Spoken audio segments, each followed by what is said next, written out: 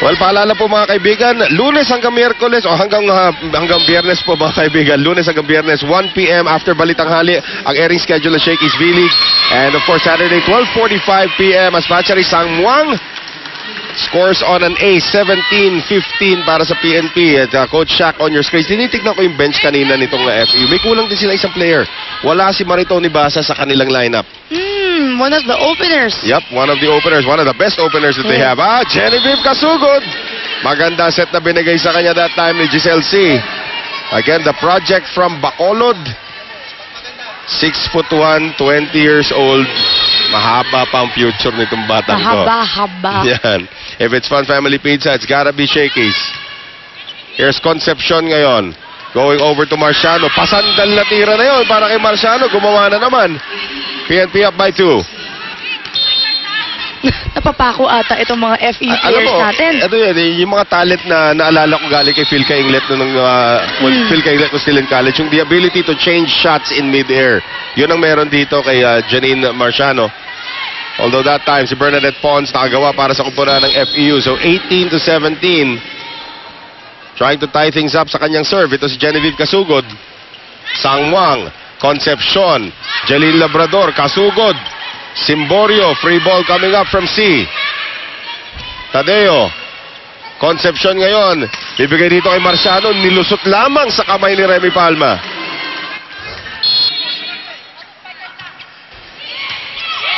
Good serve there coming from Labrador. Combination play. Here's Pons off the block of Concepcion.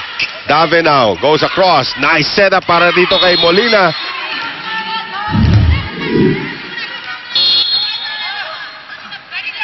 Jeline Labrador. Kumaganda na serve ni Labrador ngayon, ha? Combination. Bernadette Pons. Baon na baon. May butas dun sa gitna nitong kapunan ng PNP na late sa pag-block.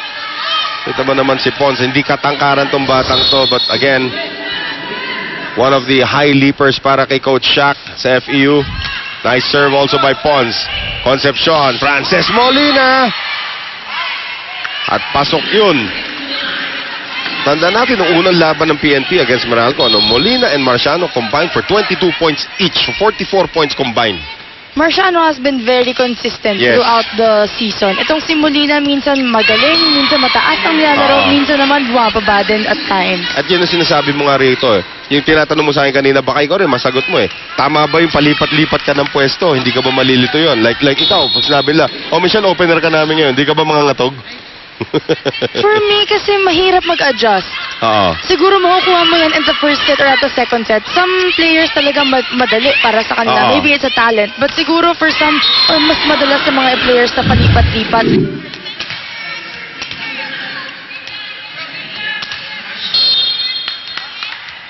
Si Janine Marciano.